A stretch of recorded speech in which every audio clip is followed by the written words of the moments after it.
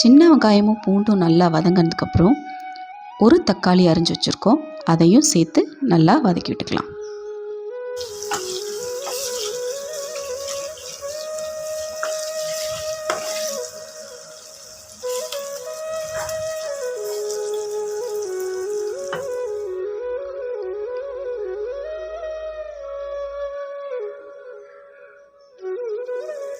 வெங்காயமும் தக்காளி எல்லாம் நல்லா வதங்கினதுக்கப்புறம் நாம் இடித்து எடுத்து வச்சுருக்கிற சுண்டைக்காயை சேர்த்து நல்லா வதக்கி விட்டுக்கலாம்.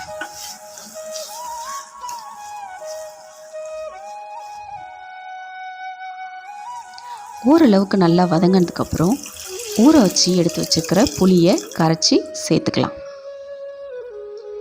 கூடவே குழம்புக்கு தேவையான அளவுக்கு குழம்பு மிளகாய் தூள் சேர்த்துக்கலாம்.